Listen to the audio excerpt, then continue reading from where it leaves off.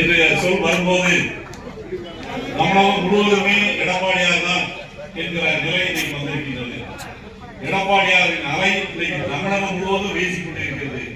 மக்களுடைய மனமாற்றம் அதிகமாக இருக்கின்றது. அதன் அடிப்படையில் பார்த்தால் இன்னைக்கு வருகின்ற கருத்து கணிப்புகளை பார்த்தால் கூட இப்பொழுது அதிமுக முன்னேறி சென்று கொண்டிருக்கிறது என்றுதான் இன்னைக்கு எல்லா பத்திரிகைகளிலும் உள்ள கருத்து கணிப்பு இன்னைக்கு வெளியாகி கொண்டிருக்கின்றது. அதன் அடிப்படையில் பார்த்தால் இன்னைக்கு அனைத்து இந்திய அண்ணா திராவிட முன்னேற்ற கழகத்துடைய ஆட்சி தான் தமிழகத்தில் மலரும். எடப்பாடி பழனிசாமி தான் அடுத்த தமிழகத்தின் முதலமைச்சராக வருவார். அதே போல தூத்துக்குடி சட்டமன்ற தொகுதியில் நமது வெற்றி வேட்பாளர் சீனாக்கான செல்லப்பாண்டியன் தான் வெற்றி பெறுவார் என்பதை இந்த நேரத்தில் நாம் உறுதியாக சொல்லிக்கொள்ள முடியும். ஏனென்றால் இன்னைக்கு தமிழகத்தில் அத்தனை அட்டுழியங்கள் நடக்கிறது. எங்கு பார்த்தாலும் கஞ்சா, போதைப் பொருள், எங்கு பார்த்தாலுமே பாலியல் தொல்லை, யாருமே பெண்கள் தனியாக தமிழகத்தில் நடமாட முடியாத ஒரு சூழ்நிலை. அந்த மாதிரியான சூழ்நிலை இன்றைக்கு இருந்து கொண்டிருக்கிறது. எங்க பார்த்தாலும் விலைவாசிகள், மின்சார கட்டணம், வீட்டு வரி, எதை பார்த்தாலுமே உயர்வு. மக்களின் விரோத ஆட்சியாக இன்றைக்கு நடந்து கொண்டிருக்கிறது.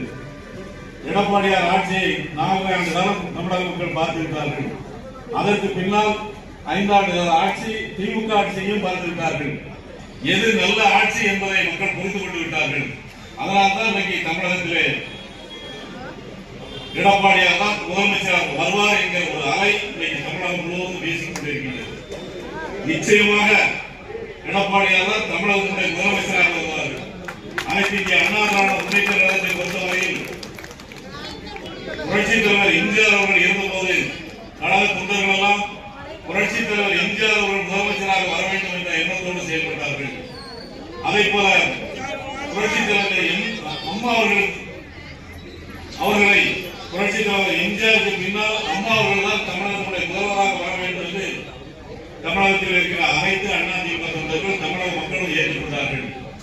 இப்பொழுது அதே நிலைமை 3ஆம் கட்ட தலைவராக இன்னைக்கு எடப்பாடியார் அவர்கள் தமிழகத்திற்கு நல்ல திட்டங்களை கொண்டு வந்ததின் காரணமாக இன்னைக்கு மக்கள் மனதில் உயர்ந்து நின்று தொண்டர்கள் மத்தியினாலும் சரி, மக்கள் மத்தியினாலும் சரி, எடப்பாடியார் தான் தமிழகத்தினுடைய அடுத்த முதலமைச்சர் என்கிற நிலையை இன்னைக்கு அனைத்து இந்திய அண்ணா திராவிட முன்னேற்ற கழக தொண்டர்கள் முதல் பொதுமக்கள் வரை இன்னைக்கு ஏற்றுக்கொண்டு இன்னைக்கு நடத்தி கொண்டிருக்கிறார்கள்.